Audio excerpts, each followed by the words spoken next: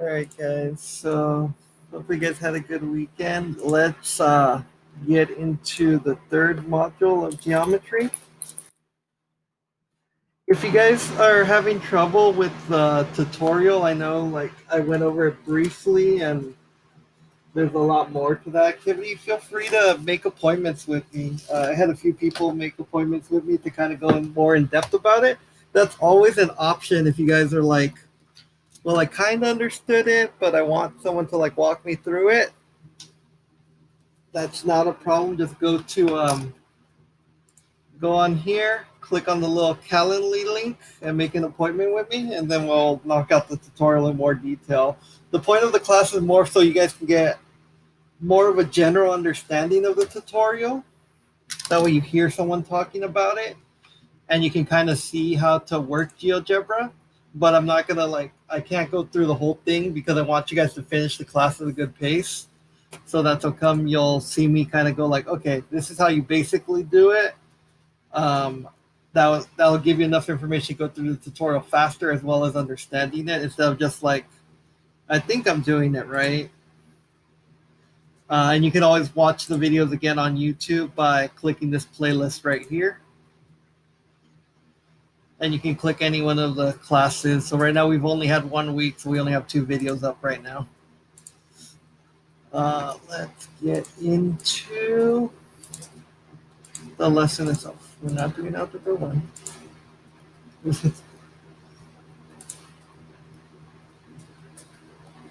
All right, so now we're going to start doing representing transformations on a plane.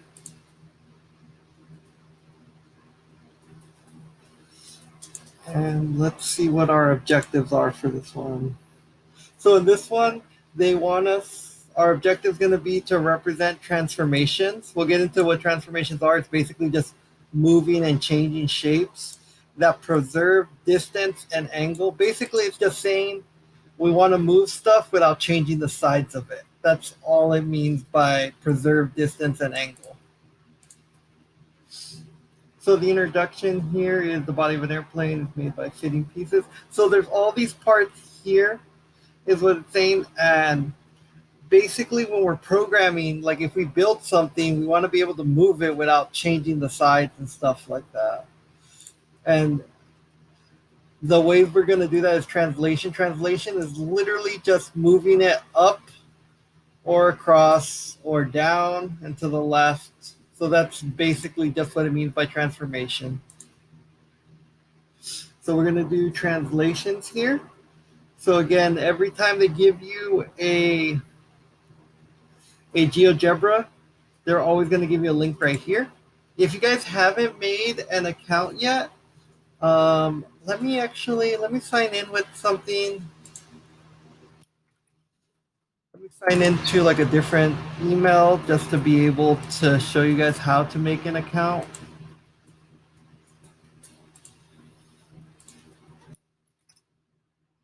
I realized I never made that video on how to make an account. So let's say you're here and you want to save this.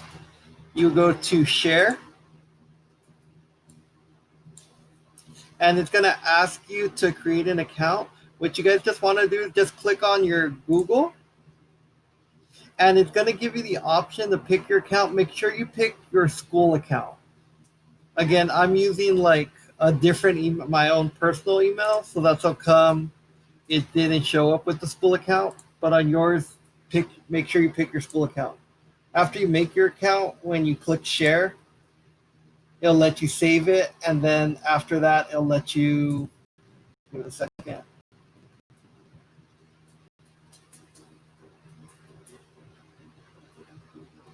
Still saving, and it'll let you keep the link.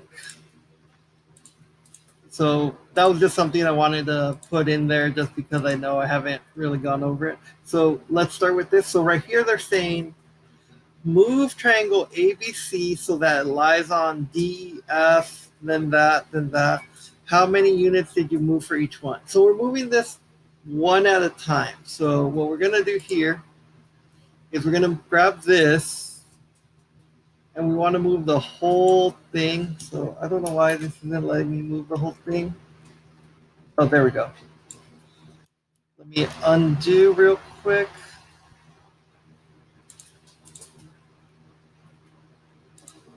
because I don't like how I move that. So if you click in the center, it looks like it lets you move it. And right here, it's asking movement of this. So all we did was we didn't move up or down. We literally just went to the left. And the way we count this is by counting how much this A moves. So if we count this, it would move 1, 2, 3, 4, 5 to the left. And looking at how they want us to answer it, they want us to say our types of movement. So D, F, why did it say move 3 down?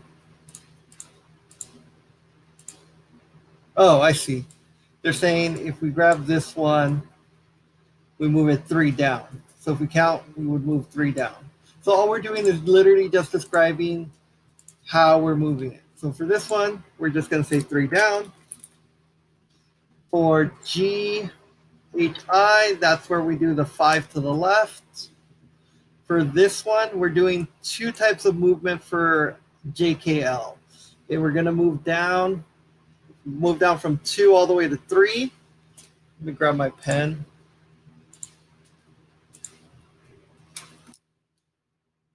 If we're moving to 2 and we're going all the way to 3, that means we're going to move down. So it's a negative movement. We're going to move down 5.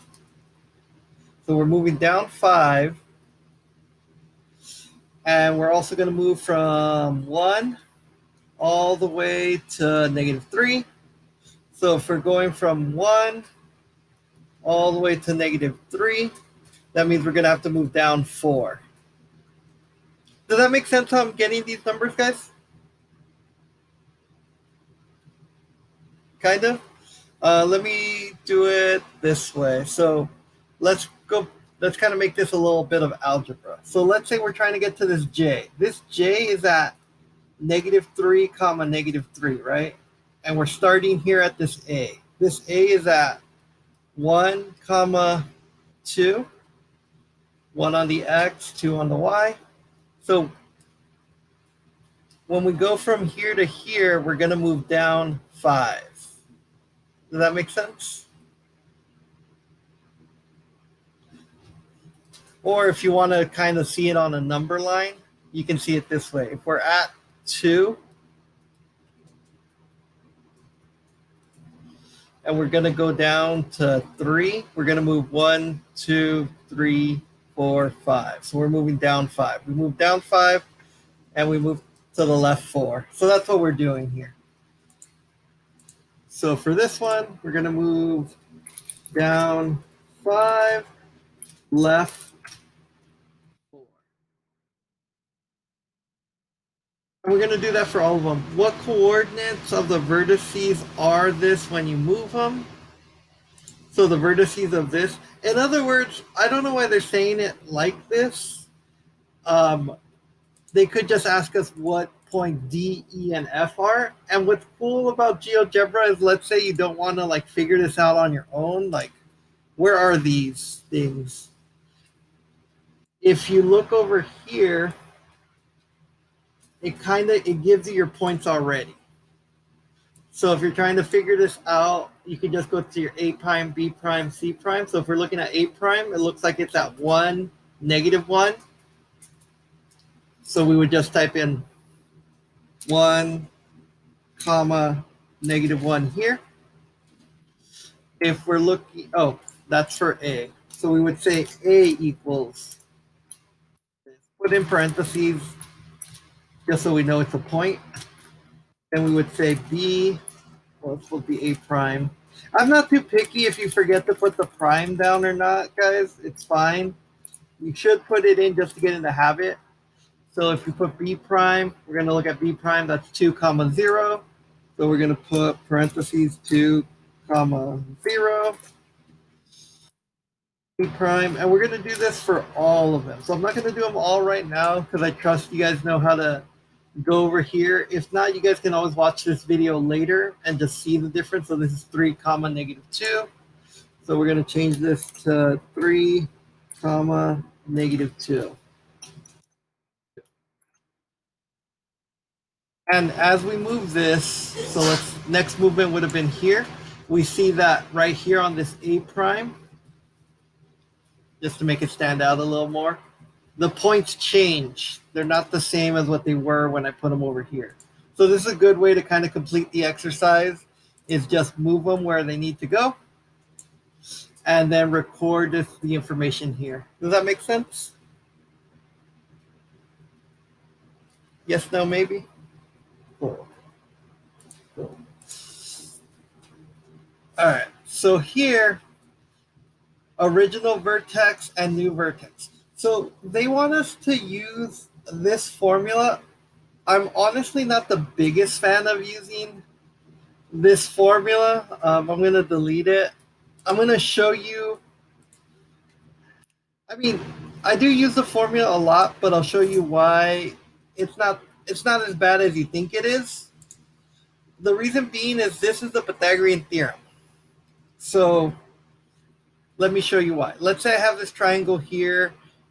I have this point. So I have this point. We're going to call this point x1 comma y2. So this can be any point. Like I could say it's 2 comma 1. But because we're using a general idea here, 2 comma 1.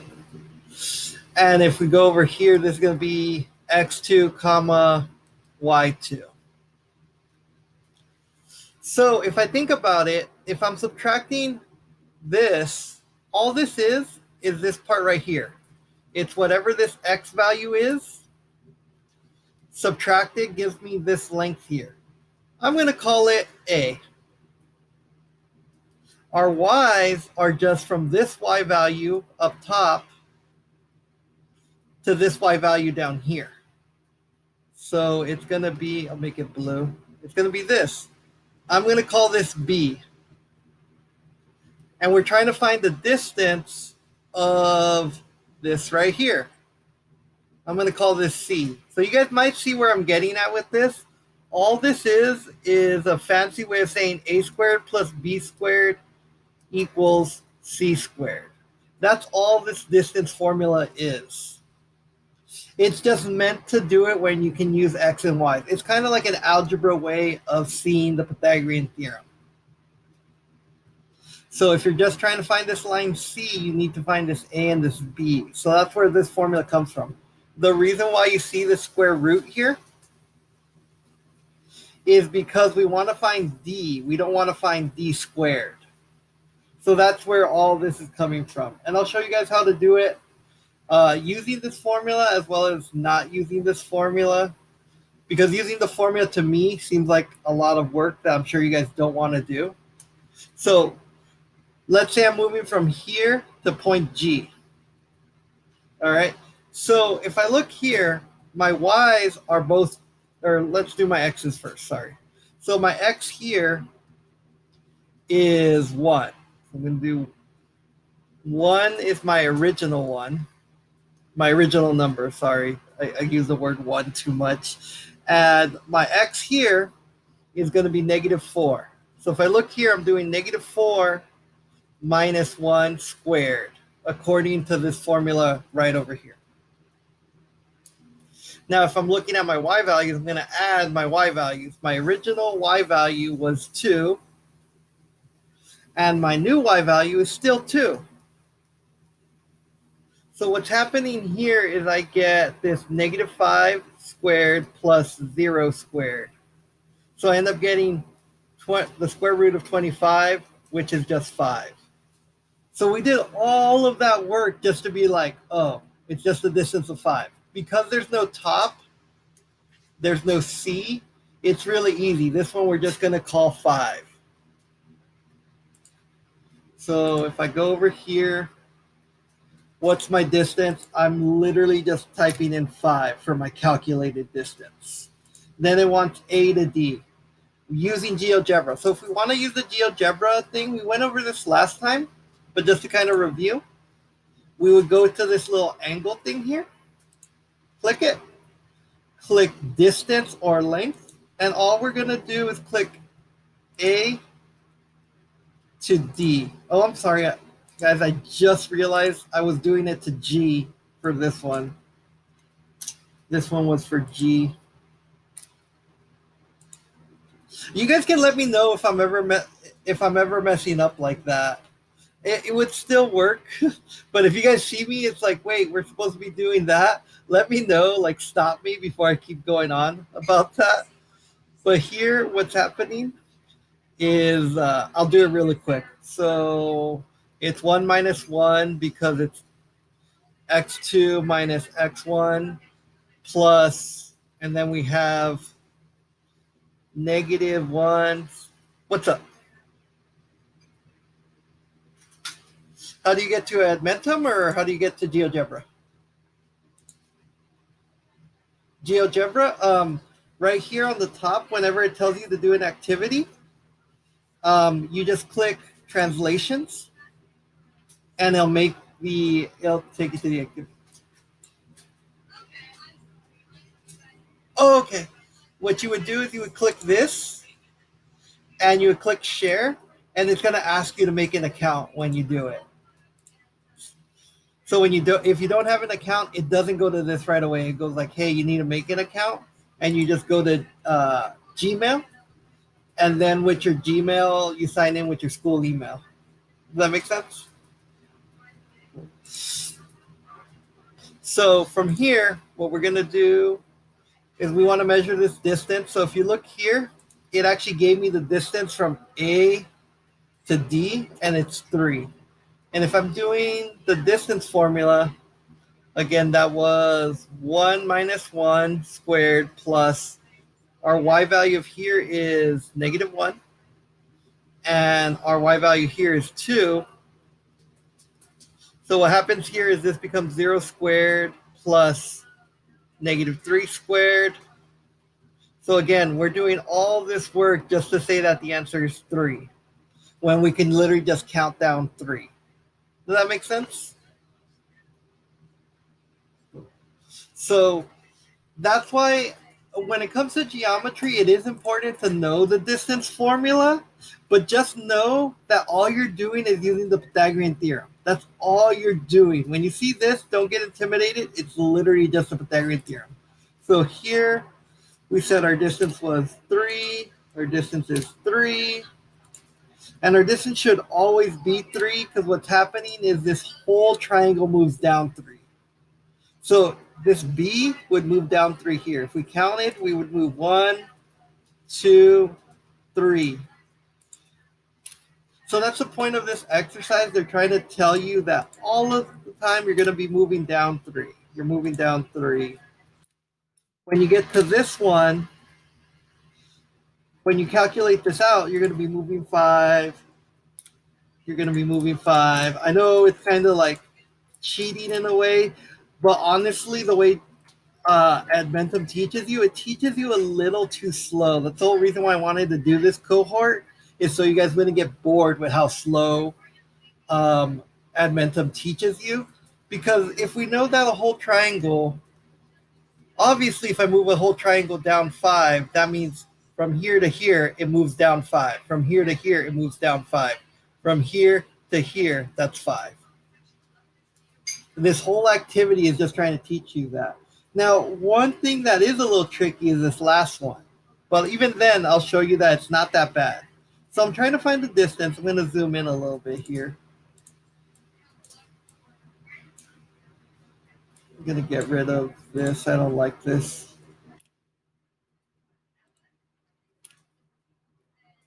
I don't recommend doing it on yours, but since I'm teaching all of you, I want less distractions as possible. So let's say I'm trying to move this A. So I'm trying to move to this J. So what happens here is I'm going to try to find my A, my little A. So if I go from here to here, I know the distance from negative 3 all the way to 1, if I count it, is 1, 2, 3, 4. So I know that my little A is 4. And if I go from here all the way to here, I'm going up 1, 2, 3, 4, 5. So my little b is 5. So now I want to find out what my c is. So I'm trying to find this distance. So in other words, all I'm going to do is a squared plus b squared equals c squared. 4 squared plus 5 squared equals c squared. Well, I already have these memorized.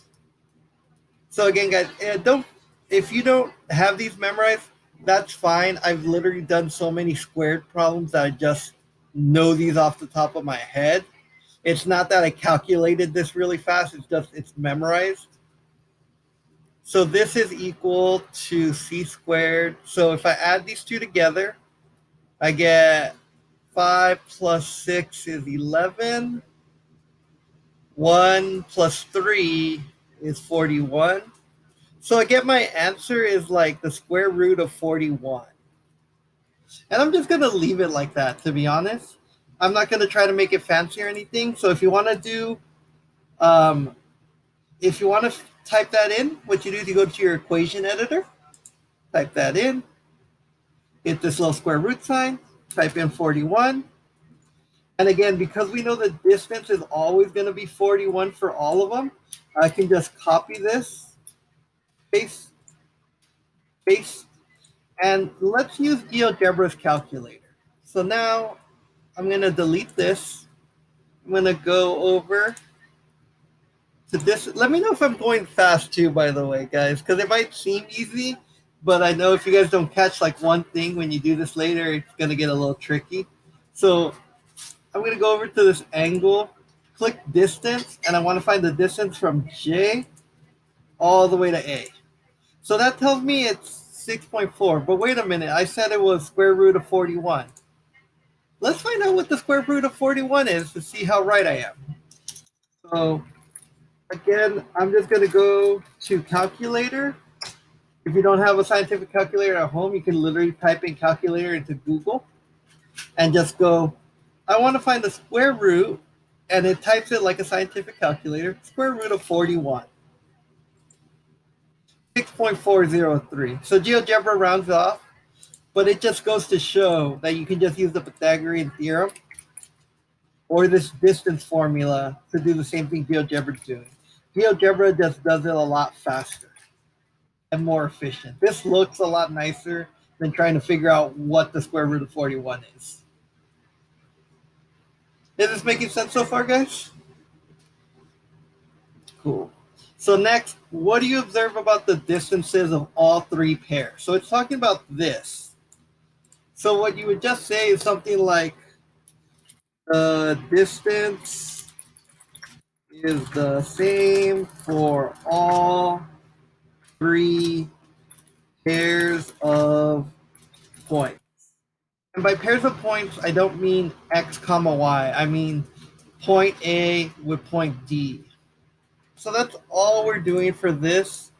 Honestly, for this one, since I did it, you guys might not even, yeah, it doesn't require you to send a picture of it, but let's say it did require you. It's like, oh, take a snapshot. Don't take a snapshot. Just click share, save it, give it a second while it saves, because it's saving all the changes that I did.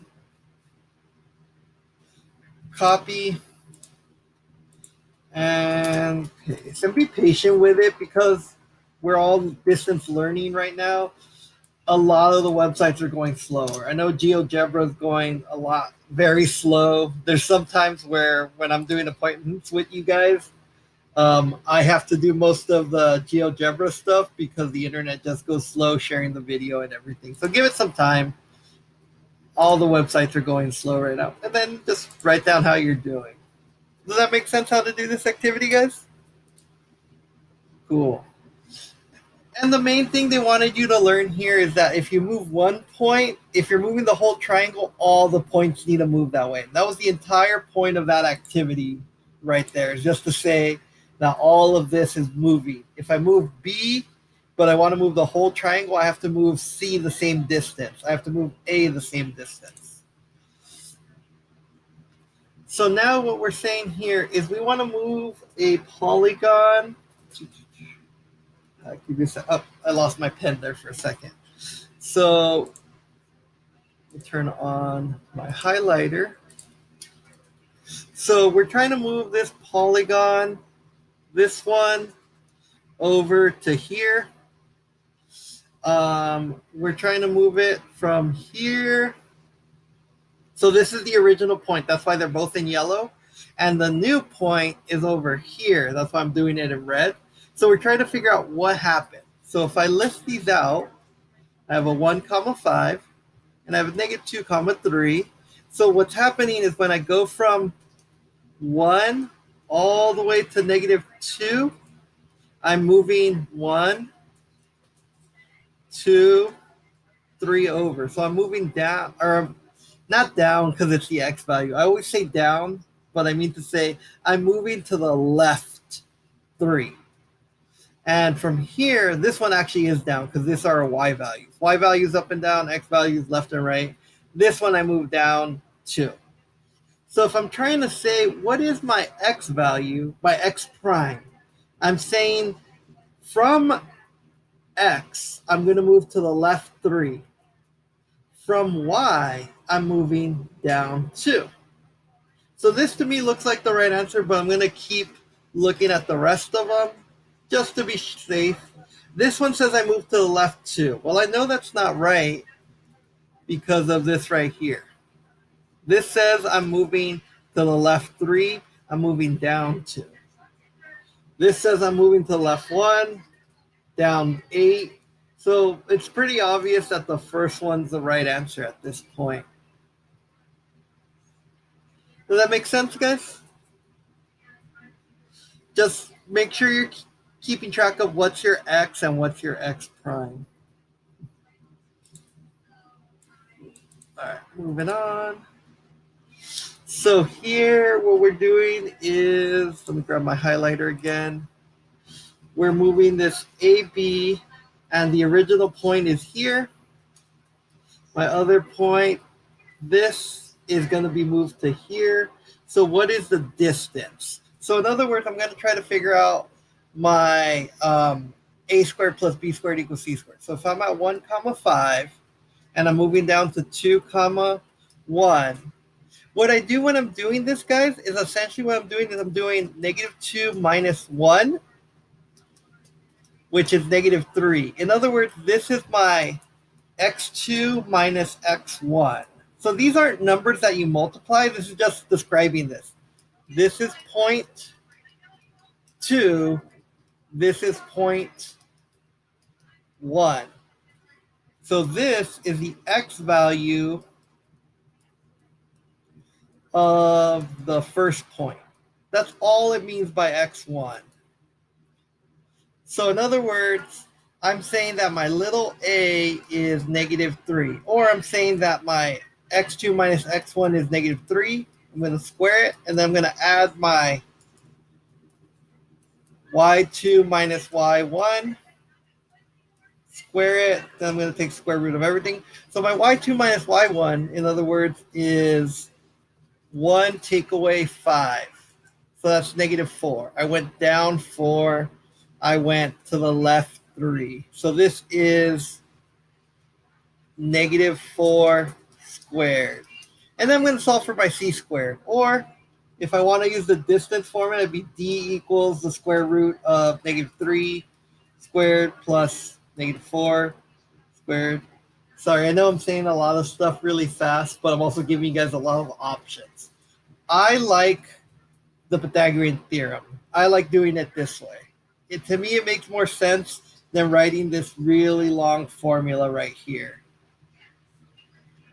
So from now on, guys, if we talk about the distance formula, this is probably going to be one of the last times I bring up the distance formula because we're doing geometry. Let's not make it all complicated and algebra-like. What we're going to do is we're just going to use the Pythagorean theorem, and it'll help you guys out if you guys ever take like pre-calculus or later on in algebra 2. It does help out a lot.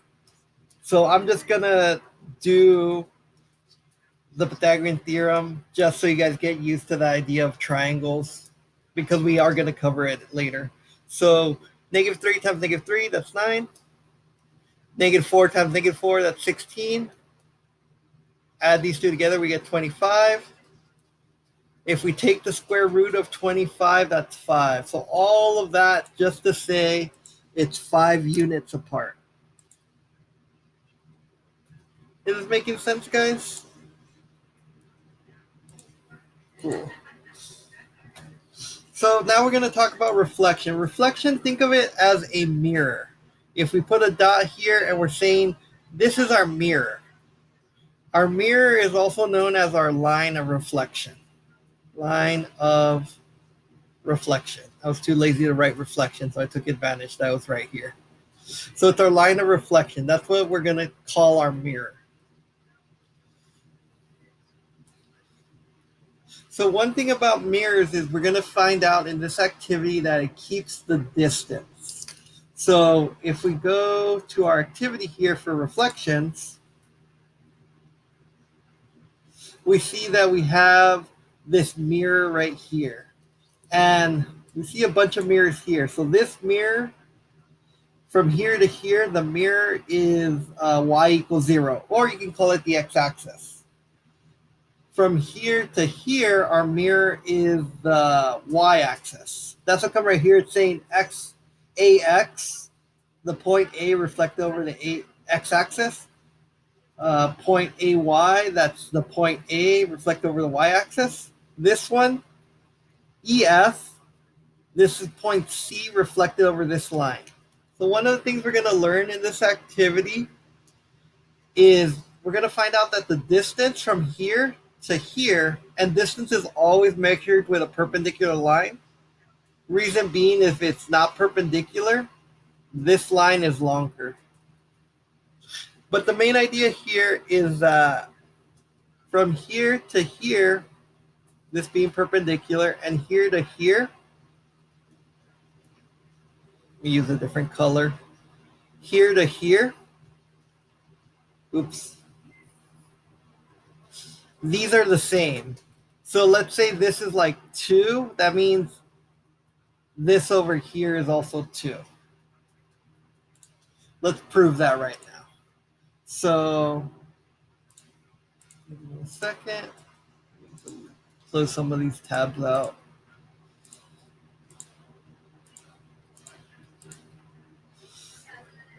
All right. So this says produce a line of reflection in the mirror, blah, blah, blah. Move the polygon around the coordinate plane and describe the 3 lines. So they want us to move one of these. So we go to our little arrow. We're going to move this, and we see that everything kind of moves. As I get closer to the line, that one also gets closer over here. As I get closer to this line, this one should get closer to the line. And what's interesting is, let's say I cross over, they kind of start overlapping and doing interesting things. If I cross over this line, they cross over as well, and they kind of overlap. So when it's talking about here, move the polygon on the plane, display what's happening to the 3 lines of reflection. So what's going to happen is the other shapes move closer when I move ABC closer to line of reflection. So what I'm basically saying is, if I move this closer to the line of reflection, so from here to here, our mirror is right here. As I move closer, this moves closer. This line of reflection is over here, so if I move this closer, this one moves closer. That's all I'm really saying. And then here it's like place the vertices. So we're going to write down where we place this. And remember what I said? All you have to do for these, it's actually really simple.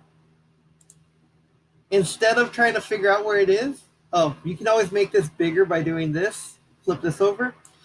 We literally just copy these points down right here. Whatever this says, copy it down. So if this says, where is point A? Well, right now, point A is at 1, 2. So you're just going to write down 1, wait, did I say 1, 2 or 2, 1? 2, 1. I'm sorry, guys. 2, 1. Where's AX? I go down to AX, 2, negative 1. So then I'm going to write 2, negative 1. And that's all we're doing for this one. Now right here it's saying review your answers on question 2. So I'm just going to hit the submit button. I'm able to do this because I haven't done it yet. You guys might have to actually fill it out. But review our answers. What happens to the coordinates of the shape, blah, blah, blah, when we reflect over the y-axis? So if we're talking about the y-axis reflection, we're talking about these points.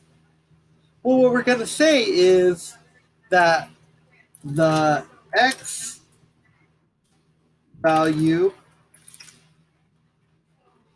becomes negative.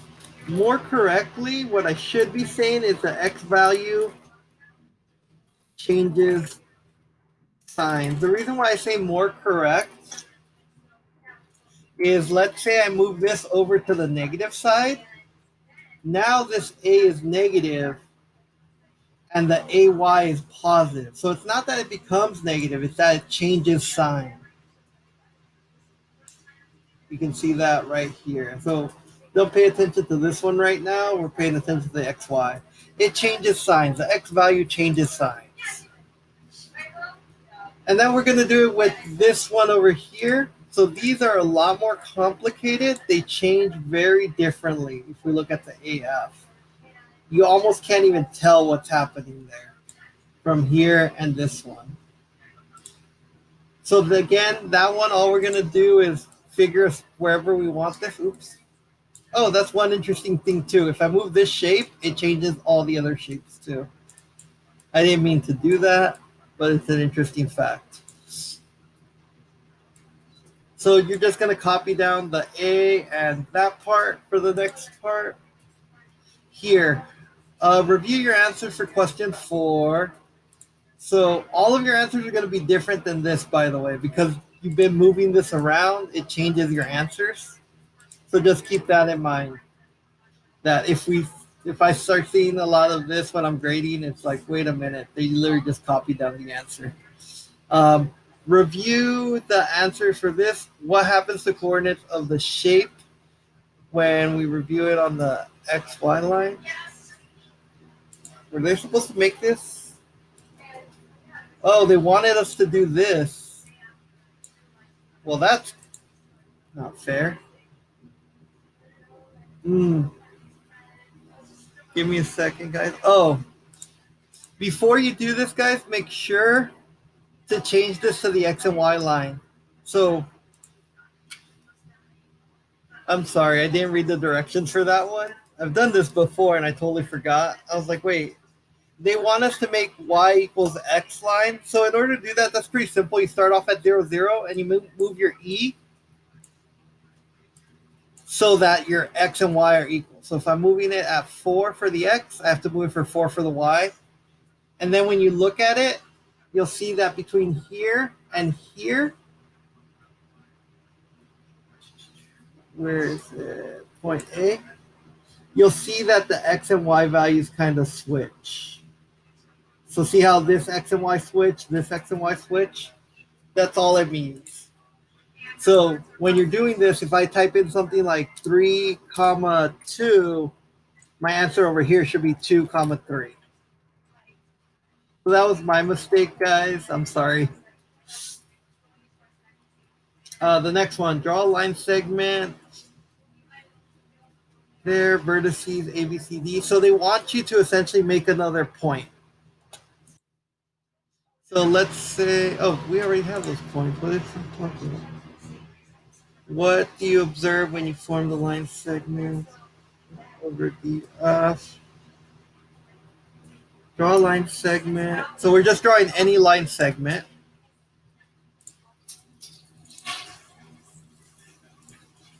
And we're going to reflect it.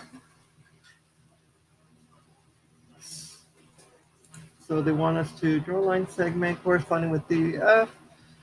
There are 4 line segments overall.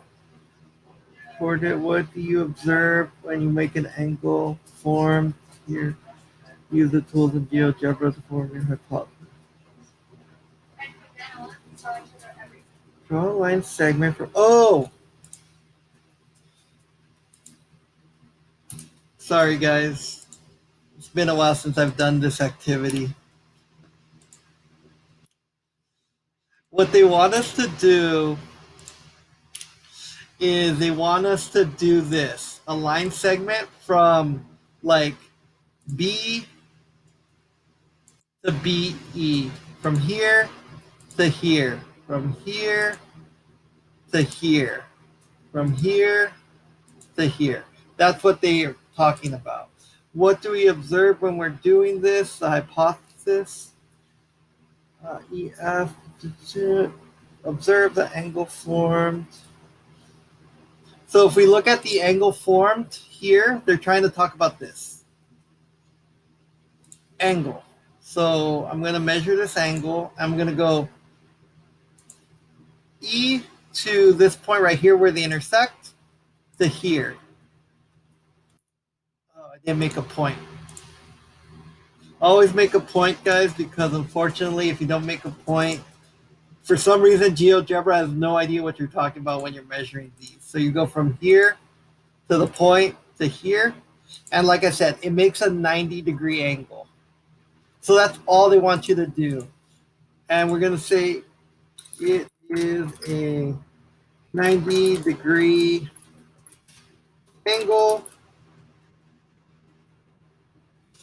Next one, what is the distance from there to there and there to there? So here, all we're going to do for all of them, we're going to go here to distance, here to here, and then here to there. So you're going to have to make a bunch of little points here in the center, and you're going to calculate those out. And what you're going to notice is that this and this are equal. So you'll get something like, which one was that one? That one was D. So if it was 0.04, this is also 0.04. So we're going to figure that out. What conclusions do you make? We're going to say that the reflection is the same distance as the line of reflection from the shape. So all we're saying here is basically like, as we move this further away, this line gets bigger, but this one also gets bigger. That's all it's saying. It's the same distance from the line over here. And then just write how you did. Again, guys, I'm sorry for all the like missteps on this, but the beauty of this is if you guys watch this on YouTube, just skip all the parts where you know I messed up. All right, and then here, all it's saying is what I said before. This angle and this make a 90-degree, and also that they're the same distance. So that's all this is saying. That's what we were supposed to be getting from the activities. So you guys might start noticing that this activity, if you're ever unsure of what you're supposed to be learning from all this, they always explain it right after. So here they're saying, where is the line of reflection? So if we look here, the line of reflection from this shape and this shape looks like it's the y-axis.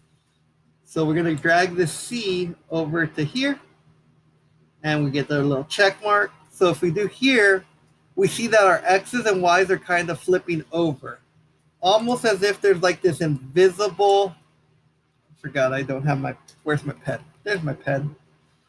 Almost as if there's this invisible line right here at the y equals x. So just pretend that's supposed to be a straight line. So then there's a reflection over here at the y equals x. Over here, we see this is really far away from the x-axis. So we're going to say that's the x-axis. And then here to here, well, that one we'll get back to because it looks like it's a reflection over the y-axis. But what's happening is first it reflects from here, and then it reflects over here. So it's a double reflection.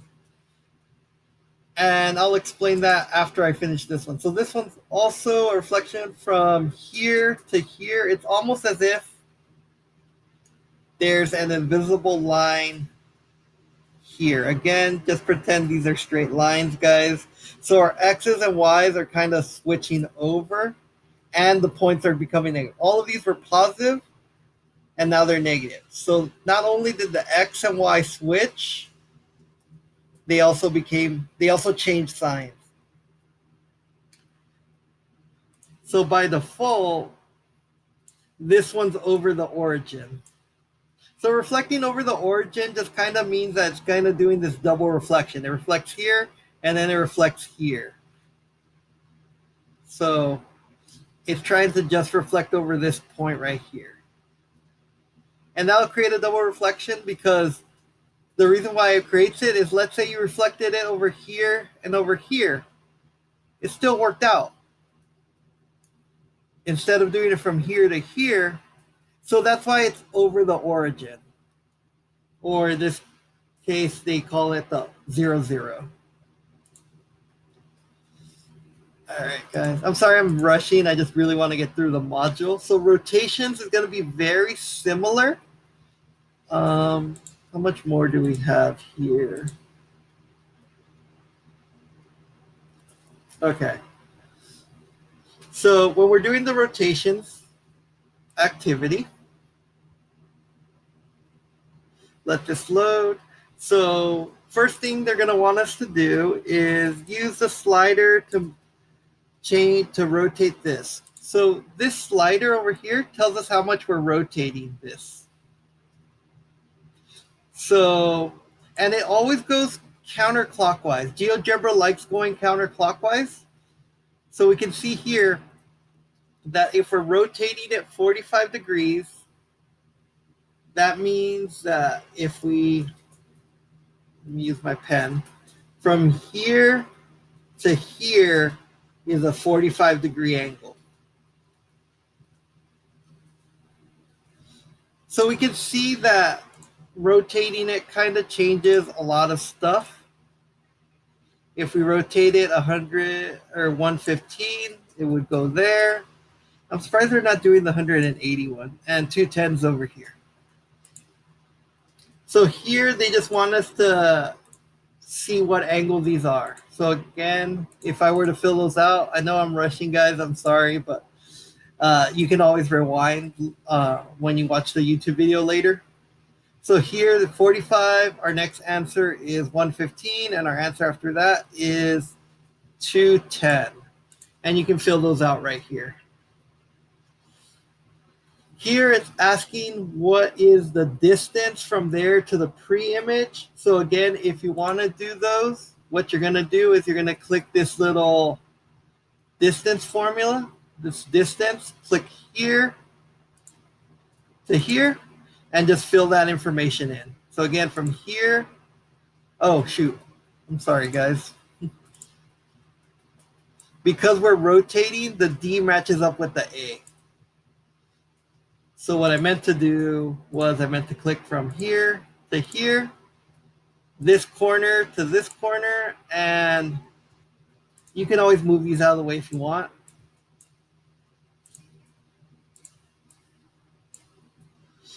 And then go back to distance, this corner to this corner.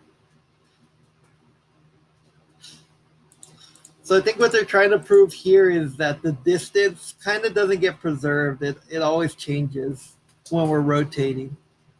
So what can you conclude from your observation of question 2? It's like, well, oh, distance from P?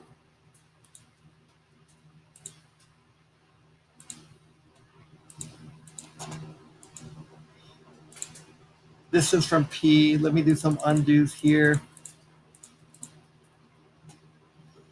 They want you to do these distances, A to P, and then D to P. I thought it was weird that they were making us do this. So I'm going to do E to P and B to P. So what's basically happening here is they're just keeping the distance. So what we'll say here for conclusions here is the distance is the same for the corresponding Corresponding, what it means is the point where it is after we do the rotation, after we do the reflection. Corresponding points. Question 4, distance from P to... So this one, they're just literally making you do it for all of them.